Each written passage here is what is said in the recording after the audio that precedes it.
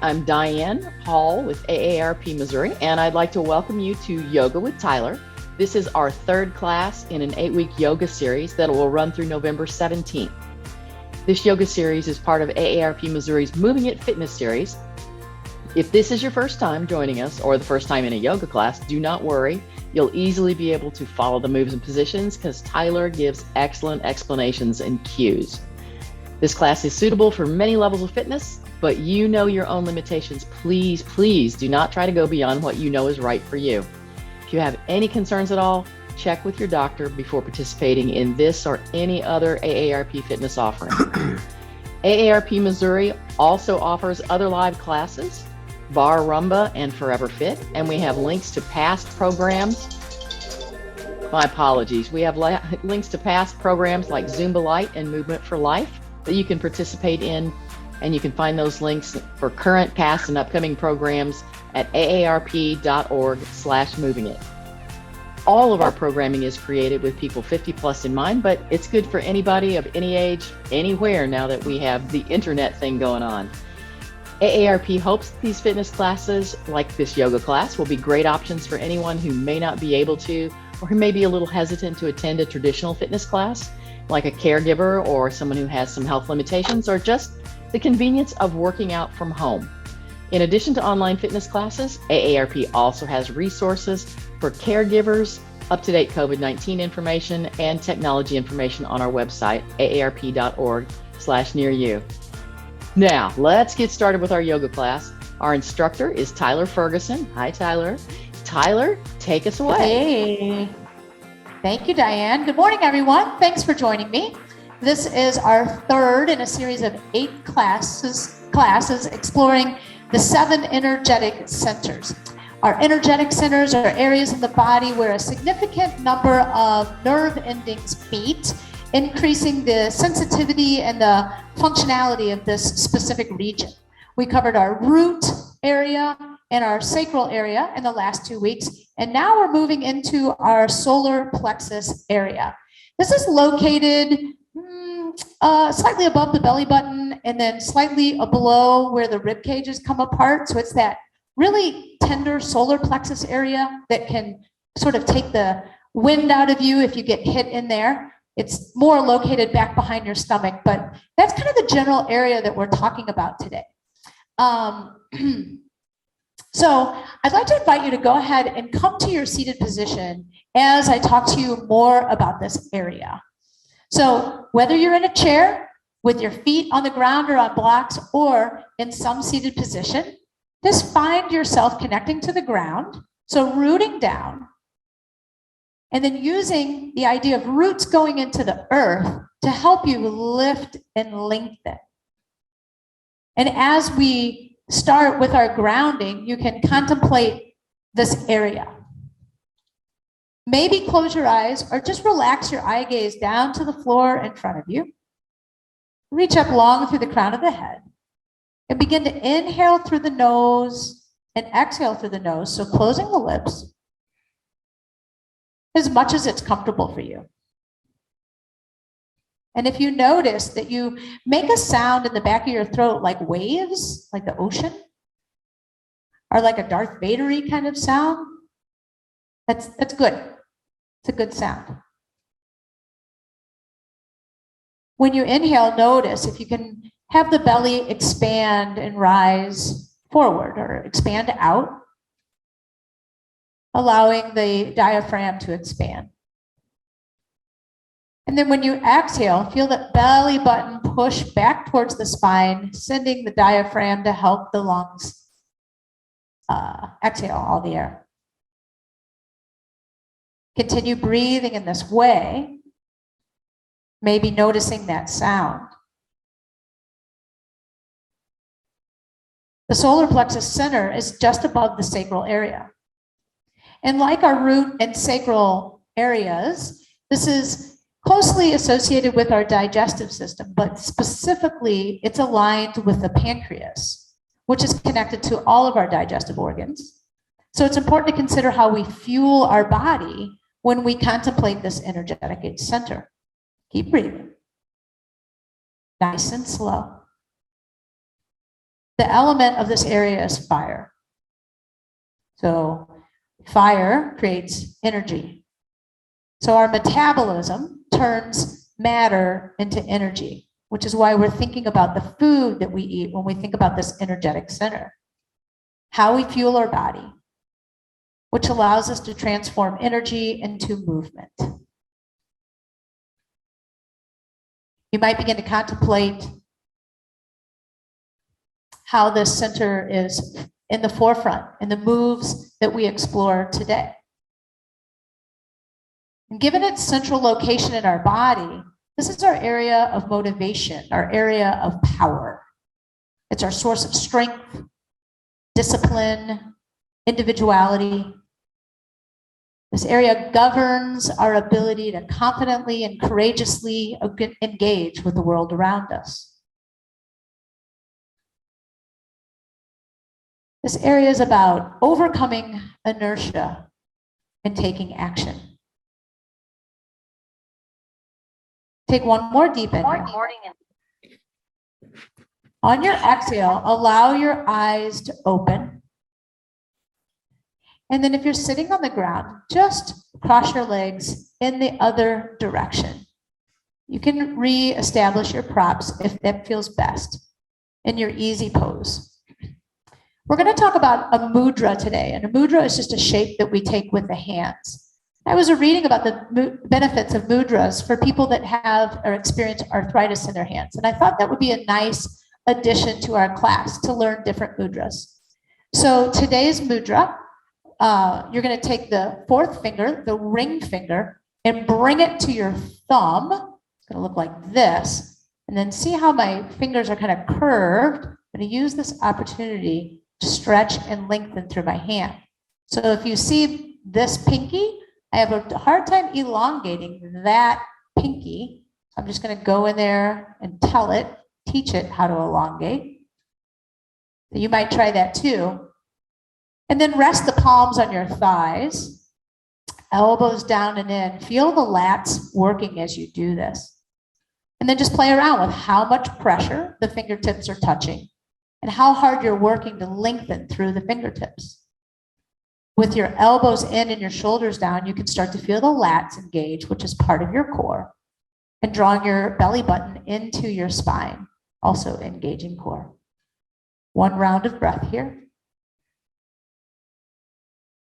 And then releasing your hand mudra. Whatever leg is on top, maybe pick that leg up and just begin to play with it a little bit. Have a little exploration, a little movement. If you're seated in a chair, your opposite leg is grounded, you can still pick up this leg. You can even cradle your leg and take it up just a little bit higher. So that's just going to depend on your core strength and your mobility in your hips. Just find some movement, get creative with that leg. For some people, you're going to be able to move more than others. Meet yourself exactly where you are. Beautiful. And then set it down, get the other leg on top, and do the same thing. So pick up your leg, gently, carefully, and be curious. Meet yourself just where you are, and only work in a range that feels safe to you, but you can begin to explore. Not only are we working in the hips here a little bit, you might notice you can flex or extend in the knees. You might even have a little ankle movement going on here. So just a fun little curious exploration before we begin. And then take the right leg and put it down. Now we talked a few weeks ago about shin boxing, and our root, sacral, and solar plexus energetic center are still tied into our psoas and our hips. I meant to do this last week, but we'll do it this week. So if possible, bend the knees and place the feet flat on the ground. And what's important here is if we think about that energetic center, that solar plexus, try to lead with the solar plexus. So rather than collapsing into this shape, using that energetic center, pull it forward, and then place your hands back behind you to support your knees being bent. So that's our setup for shin box. And then we're going to explore. I'm going to start with my right leg, and I'm just going to feather. And you're all going to have different experiences. Sometimes when I do this with clients, they go an inch or 2 inches. For other people, you might be able to go a little bit further. So here's the deal. It's okay to take the bottom of your foot off the floor and roll to the inside edge of your foot. And it's okay to take it as deep as you want to go, but don't peel up your hip. Don't peel up your sit bone.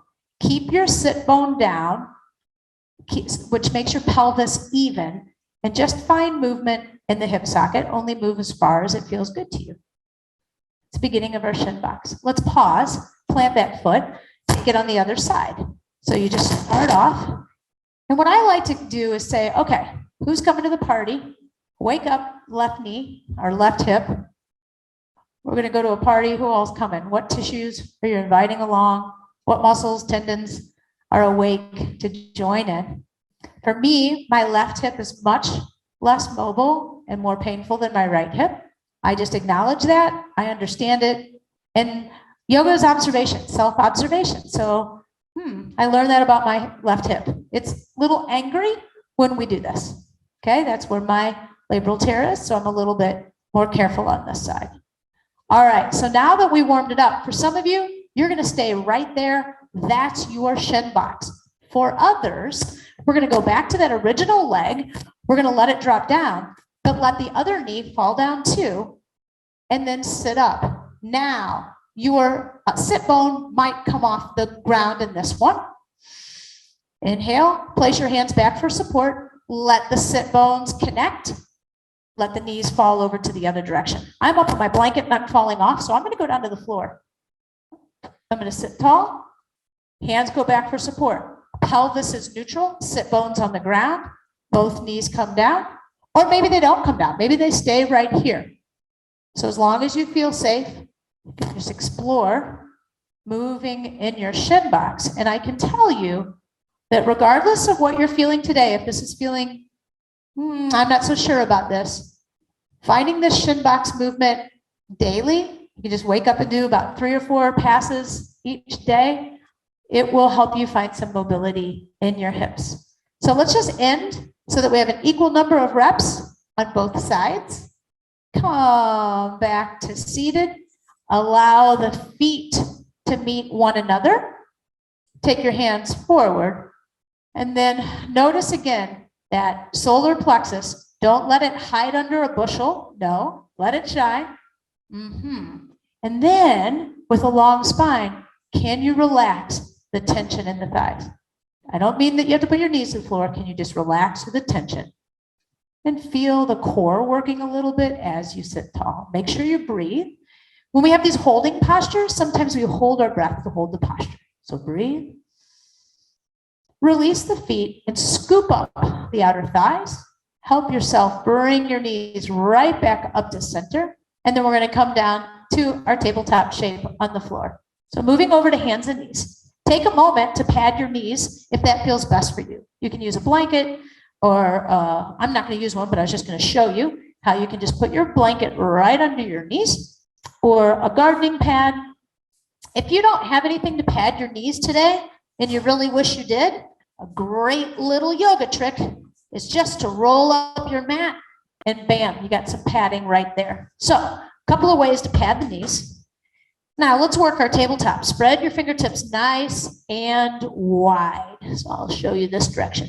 So sometimes we have a tendency to bring our fingers together and put all of our weight in our wrist. And by spreading the fingers wide and then pressing the fingertips down into the floor, particularly our thumb and our index finger, we can begin to feel the forearms work a little bit more as we're in tabletop. Now, if your wrists are unhappy, you can always go fist for wrist. Always, always make that modification. If not, coming down, look down, knees are right under hips. In there, the knees are about hip distance apart. So you don't want this narrow base of support. Keep it nice and wide. And then we're going to move into our cat-cow. So before we start, think about that solar plexus area. Maybe even touch and find where you think it is in your body. Yeah. Inhale, and then exhale, pull the solar plexus. Lead with that as it pulls energetically down to the mat. Bend the elbows a tiny bit. Look your head up or lift your head up, your gaze and your tail. And breathe here. Notice if you hold, the tendency to hold your breath. Take an inhale here. On an exhale, pull that area, or push that area away from the floor. And then notice how your back is leading up to the ceiling. The tail starts to tuck, the chin starts to tuck. Good. And keep breathing here. On an inhale, pull that solar plexus area to the floor again. This time, slightly bend the elbows and draw the hands back towards the shins energetically. Pull the shoulders away from the ears. Keep pulling the hands back to the shins. Feel that engagement. And when you are ready, on an exhale, push the hands away from the shins. Push the fingertips towards the front of the mat. Straighten out the arms. Hide the solar plexus area. Round your back up to the ceiling. So hide that area back up into your body. Absorb it. Keep breathing. On an inhale, slightly bend the elbows. Pull the palms towards the knees. Open up.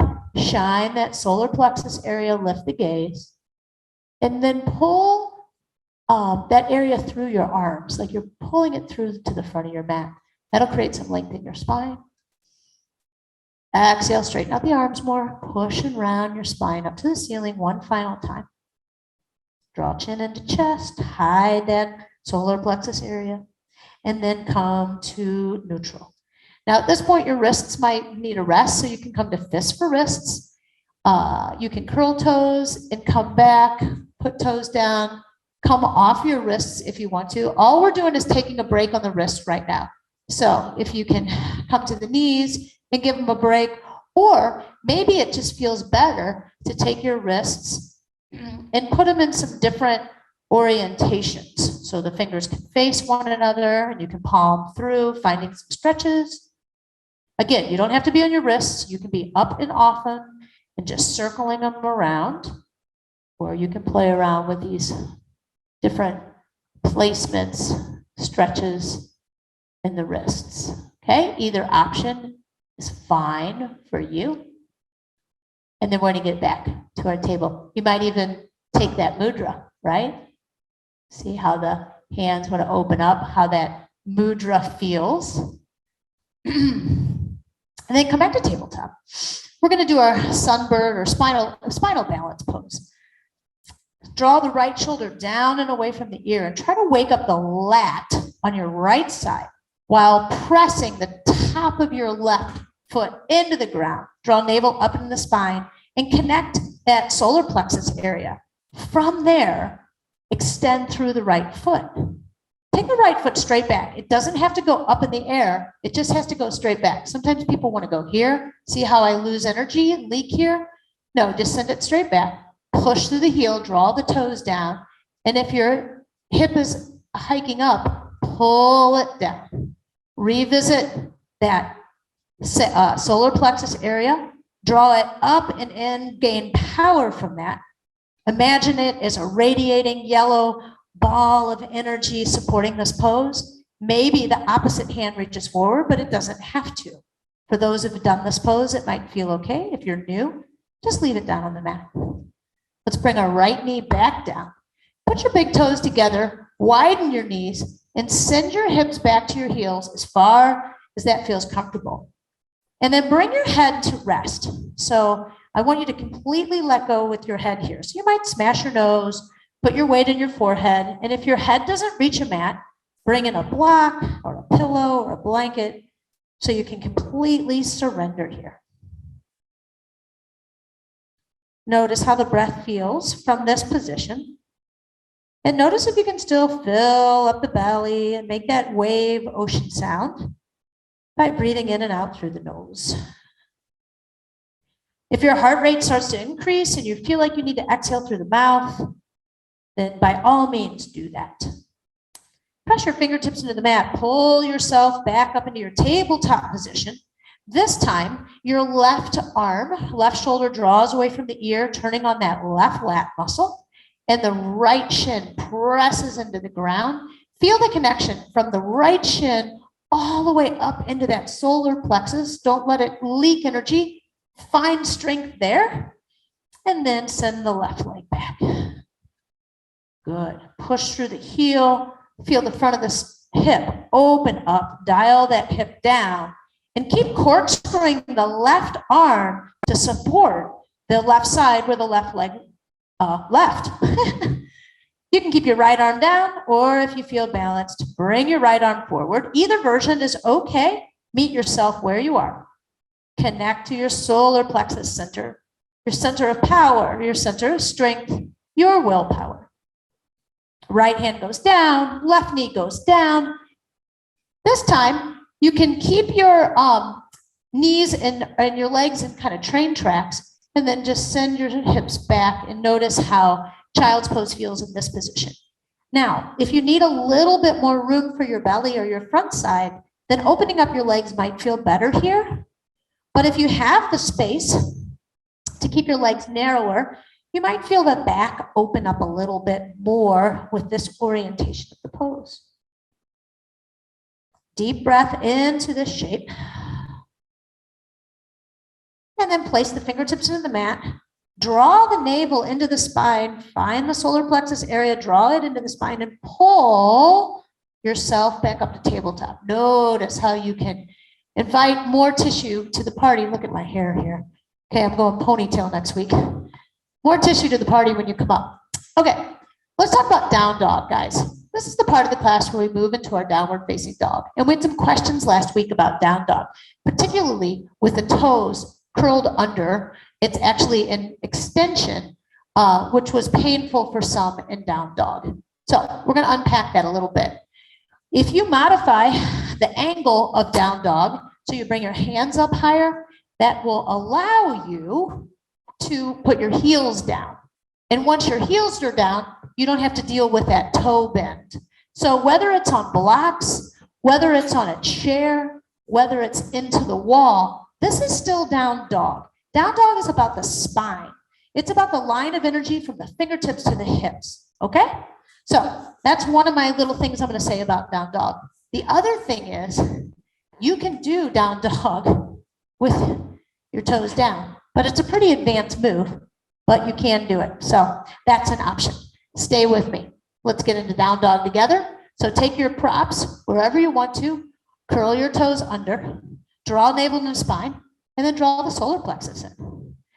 Elevate, hover the knees, and then send your hips up into the air. Option to have your hands elevated in whatever way supports you. Let your head hang heavy. Look back between your legs to the wall behind you. Take your awareness to that solar plexus area. And notice if you're just pushing and leaking energy in that area, or if you can lock it up, tighten it up, draw it into your body. Notice how that informs this pose. Continue to breathe with that area engaged, pedaling feet here. Now we have a couple of options of exiting out. You can slowly walk your hands back to your feet, or you can simply bring your knees back down to the ground and come to standing whatever way you want to. So I'm gonna walk my hands back to my feet and then come to a forward fold. My chest is resting in my thighs, my knees are generously bent, and once again the head hangs nice and heavy in this forward fold. You really want to make sure your pelvis is rotated forward and you're not bending at the spine so much.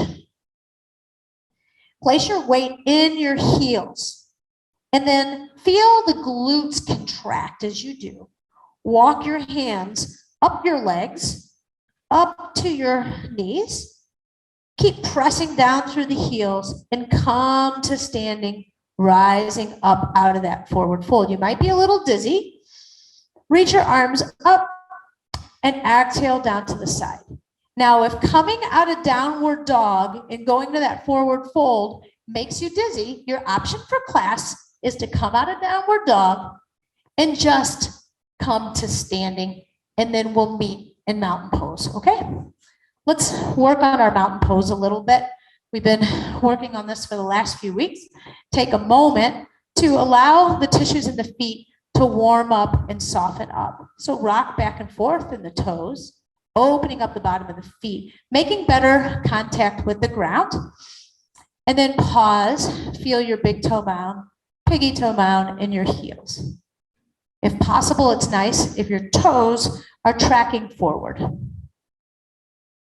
So there are three elements to our core: our glutes, and then all of these abdominal muscles, and then our lats. So to engage glutes, allow the hips to drift forward, and then firm the glutes, turn those guys on to support, opening up the front of the hips, still feeling the triangles in the feet. Draw navel to spine and draw that area above the navel to the spine as well. Feel that engagement. Inhale, shoulders up, and then open up palms. Feel the shoulders come down. You might feel the lats engage.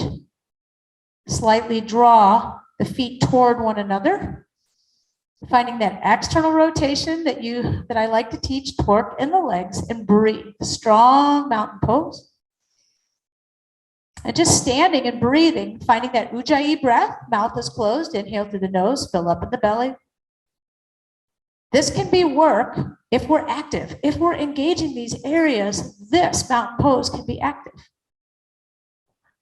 Let's open up the space in the front a little bit by encouraging our hands to make their way towards our backside a little bit. So keep opening and rounding the shoulders, broadening across the front of the body. So we don't want to get there by sending the shoulder forward. We want to keep it back. And then take the hands wherever they meet. Maybe interlace the fingers. So just be good to yourself. Maybe interlace wrists. Maybe find elbows. Be good to yourself. And just broaden and open up. Let your fire, your solar plexus fire, shine. Breathe. And then release the hands. Move the wrists a little bit. I meant to tell you to remember which hand was on top, because we're going to find it one more time, placing your hands in the back. And then whatever way you're holding, try to hold the opposite way, or whatever hand was on top, try to switch it this time in your hold. Sorry, I forgot to remind you to do that. Circle the shoulders up, down, and back, and then find this hand position. And notice how you broaden across the chest and really expose this area of the body. Final round of breath here. And then release and let it go. Sometimes it can feel good just to rotate the hips a little bit and let your arms slap across your body.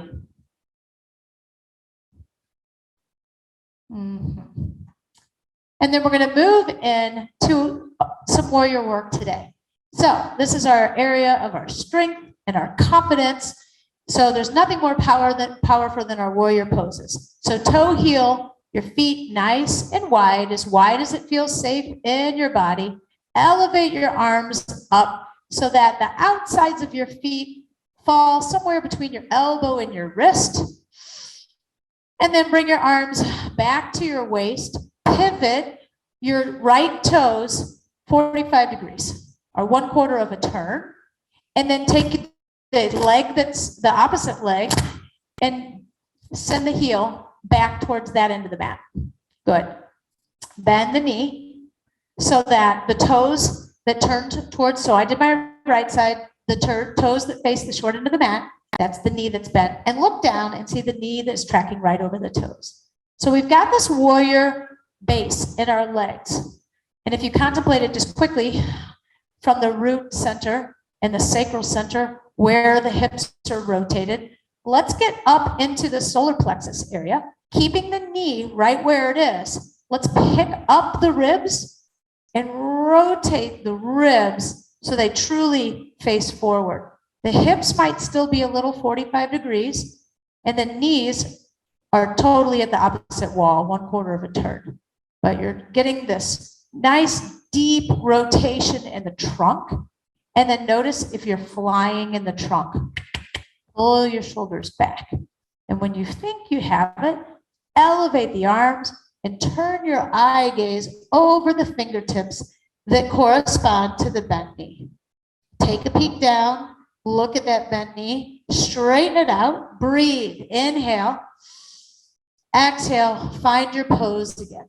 Now, if you're an experienced yogi, you might hold the pose. If you're newer, it's nice to move in and out of the pose, because as you breathe or as you move in and out, it kind of reminds you to breathe. And we don't want to hold our breath in a pose. So finding your final warrior two, maybe take a breath in your warrior two and hold it for a second. Draw that energetic center in and use it to lift up through the crown of the head. Hands go on the hips. By the way, hands can go on the hips whenever you want. Straighten out the front leg. Pick up and pivot the toes. So if my arms are up too long and you need a rest, take a rest. Let's find star pose here. Blade the fingers together, or take your mudra and rotate the wrists open. So extending through the fingers, drawing shoulders down and away from the ears. Draw navel to spine. Firm the glutes, open up the front of your hips in the star pose. And then bring your hands back to your waist. Let's pick up and pivot other side. So pivoting on the heel, taking the toes facing opposite wall here, and bend the knee to support that. Back heel slides back and away. That takes this back hip into a little bit of internal rotation. For today's awareness, we're taking our rib cage, lifting it up, rotating it towards the screen, probably for you guys. Elevate the arms and then turn your eye gaze and look at the fingers that correspond with the bent knee. Inhale, straighten out that front leg or the bent knee leg. And exhale, visit the pose. Take a gaze down. Make sure the big toe is just inside the knee. You don't want the knee collapsed to the center. Open it up. Keep breathing. Inhale, exhale, find the pose. So those of you that are newer to this movement, keep breathing this pose. And then if you're more familiar with yoga, you can hang out and be more steady in the pose, but breathe. Maybe find that mudra in this orientation pose, bringing the fourth finger in, touching it to the thumb, expanding through the fingers. One more breath here. And then bend the elbows, place the hands on the hips, straighten out your front leg, pivot the toes back to the front, and then heel toe yourself back to center. Warrior two. Now, for our balance today, we're going to play with warrior three. So it's nice to bring in a prop or a chair for your warrior three, or if you have a wall nearby, but I'll cue this pose without any props needed. So we're going to find our hips in a closed stance, and then slightly take your right foot back so that your heel is very lifted. So you're not going really, really far back like a warrior. It's just slightly back. From there, take the front of your fingertips, send your hips back, and start to hinge at the waist. The spine will feel long, and you'll feel the weight shift into that front leg. There's a micro bend in that front leg. And then you can just come right back up. So we'll do that a couple more times. You can shift how much weight is in this back leg. Maybe you just come up to the toe. So just finding balance, find that pose again. See how there's more weight now in the front leg? And the toe is like a little cane, like a little tripod to tell your brain where you are in space. Hinge, come back up. Hopefully your hamstrings are feeling it in your balanced leg. Stay in one of these two options, or as you hinge the third time, eye gaze goes down to the floor. Maybe that back toe comes off the ground. You can always hold on to a prop or a chair. And now you tether. So go back to your willpower, your solar plexus chakra, energetic center, and start to lift and extend from that space, lifting and lengthening the spine. Remember that back leg can rise up or it can set down. Okay, keep breathing. And then bend the front knee. Place the back leg down, rise up. It's a lot of work in that leg, yeah? So you have to meet yourself where you are. Step yourself back forward. And if meeting yourself where you are is just keeping the foot on the ground, That's what we're going to do today. I'm just trying to give a lot of options. Let's find it on the other side, okay? Left leg comes back. So first, we have our nice little kickstand in the back here. Slight micro bend in the front knee. It's not locked out, just a little bend, hinging at the hips. This is a lever, okay? So as this lever goes forward, more weight goes into that front foot. And you can feel the hamstring work. Pause here, make sure you breathe, and then bring yourself right back up. And as you know, after about the third time, you're going to feel it. Keep your toe right where it is, or try your tiptoe. Again, load that leg, slight micro bend in the knee, hip hinge. Feeling it? Try not to round in the spine. Crown of the head is long, eye gaze down, back of the neck, no wrinkles. Only go down as far as it feels safe to you. If I'm going down farther than it feels safe to you, just go where it feels safe. Come back up. Option one of these two, or our third and final option, start to hinge. And if you'd like to play with lifting that back leg, you can. Always can hold on to something for support. Try not to lock out the standing leg. Get that micro bend in there and feel how the big toe mound connects to the glute. Big toe and glute connection. Eye gaze down. Now let your solar plexus area shine. Extend through the back leg, just like we did in that preparatory pose when we pushed through the heel, dialing the hip down. Same idea. Now we're standing. Keep breathing, y'all. Come out of it whenever you want. Press yourself back up. Come to standing. And then bring your back foot forward. That was a lot of balance work, but that's Warrior 3. It's a really, really fun pose to play with it. You can always play with that pose on a wall. So you can play with this in your house and use the wall to help you go down. You can even use your wall this way, right? So finding the leg on the wall and pushing through the heel to find the pose that way. So those are some different ways to play with your Warrior 3 pose. Moving on to class, come on down to the ground. So we're just going to bring ourselves down to the ground here. We're going to play with Camel Pose today, or a modified version of it. If you have a pillow or a block, you could squeeze it in your inner thighs. And then the tops of the feet are down. And just like we work in our mountain pose, send the hips forward. That's pretty much what we're going to do in our camel pose today. We're just going to work on sending the front of the hips forward as we squeeze the inner thighs. And then camel pose is, we're not doing a back bend here. So it's more about getting the hips in front of the knees than it is about bending the back. And then start to lift and lengthen through your spine here. Turn on and firm the glutes.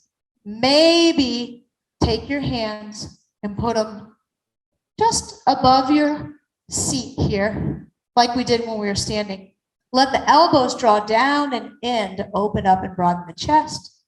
You can slightly look up and open the throat, but it's about the hips going forward, supporting it. Breathe, breathe, breathe, guys, breathe. And then come on out of that pose. Send your hips back, remove the block, and come down to the floor. So this is going to be our power pose for today, our next pose, and it's called boat pose. And this pose requires quite a bit of core strength. So we're going to take a minute or two unpacking it. So just like we did for shin box, feet won't be quite as wide, but in alignment with our hips. Use your hands to support your spine. Think about that solar plexus chakra or energetic center lifting. And then start to open up or hinge back a little bit. Notice how the core has to turn on to support you. Relax in your neck. And you can even take your hands and hook them under your thighs. So for some of you, this might be boat pose right here. You can imagine I'm on water. Don't do this, but I'm bouncing on the water.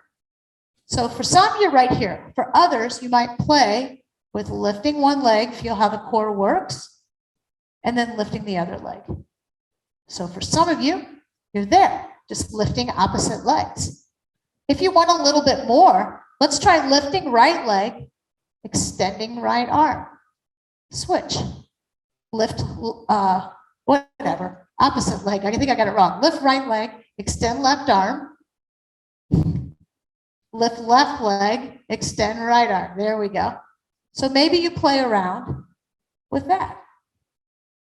And then for some of you, you can play around with lifting, finding that balance point and lifting. That's a pretty advanced version of the pose. Maybe you support it with some blocks or a prop, but that's not necessary, okay? For you to do both, you're already doing both right here. So meet yourself where you are in this pose and then bring yourself back up to seated. So that's our core pose to strengthen the front of the body. Hopefully you feel like you've gotten some options from that pose. We can unpack it a little bit more after class. Let's close out class by moving down to our back. Go ahead and lie down on the back. I'm going to move into bridge pose. We've done this one before, and it's important that you look at the ceiling. Try not to rotate your neck or look around at the screen. Arms down to the side, feet pressed into the ground, lift the hips up to the ceiling.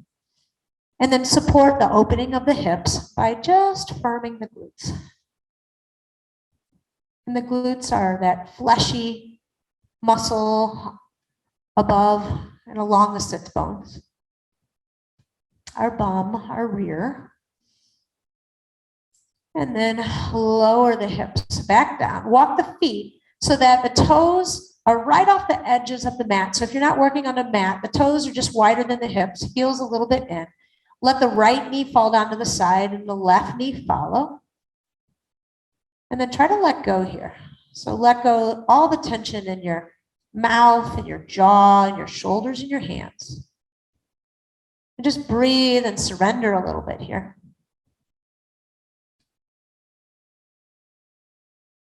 And then bring your attention back to the middle of the body. Draw in as the knees return back up to center. And then carefully let the knees fall in the other direction. So we're going to call this windshield wiper knees, maybe for obvious reasons. Let the knees fall to whatever length feels good to you. And if it doesn't feel great, you can put a prop under there. You can put a block or a pillow under the knee if you don't want it to fall, like if gravity is working against you. So get creative. You can MacGyver your poses. And then draw your attention to the middle of the body. Draw navel to spine as the knees come back up to the center. Take your right knee, lift it up in the air, draw it into your chest. Left foot or left knee can stay bent, or left leg can reach long. Keep breathing with me, guys. Keep breathing. When we hold, sometimes we hold our breath. Keep breathing. Slide your left heel back in, plant the left foot back down on the ground, put your right foot down. Draw your left knee into your chest. You can hold on top of the shin or under the hamstring. You can stay right here or slide your right leg long. Right when the leg goes long, just breathe into that. Gather up that sensation. You can find movement here, or you can be still. You can make your own choices. Trust your intuition. The solar plexus area is tapped into our gut feeling, our instinct, our intuition. Slide the right heel back up, plant the right foot on the floor, put the left foot down. Relax the arms out to the sides and keep the knees bent. Maybe they fall into each other and the feet go wide for your final relaxation. Or if the low back is cool with it, just let the feet extend, or legs extend long. Close your eyes. Let go of any conscious breathing, even if it becomes super duper shallow. Take the tongue away from the roof of your mouth. Slightly part your lips and your teeth. Relax your jaw. We carry tension in our jaw. Relax your forehead, all the muscles of your face. Maybe think about where you might carry tension. Maybe draw your shoulders down away from the ears and allow the chest to relax? Or how does that translate on the back body? Are you pressing in or holding with something on your back? Can you release and let it go? Lots of times I cue bringing navel to spine. So can you allow that area to soften? Allow more room for all the organs of digestion, the energetic centers we've been working the past 3 weeks. And send your awareness and contemplation down into your hips, into your quads, your hamstrings, and your knees, and all the way down to the tips of your toes.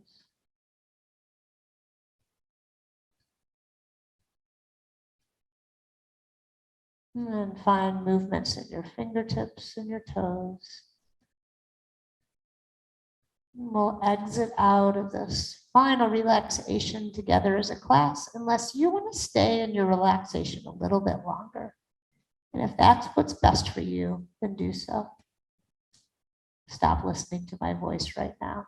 For the rest of you, you can move ankles and wrists, elbows and knees. Consider bending your knees again, maybe bringing into your chest, giving yourself a hug. Then rolling over to your favorite side, into the fetal position. Pause for a moment there and just send one final contemplation to the solar plexus energetic center that we discussed today, and think how it relates to your energy and your fuel, your ability to drive forward. And press yourself up into a seated position, or whatever position feels best for you to finish class.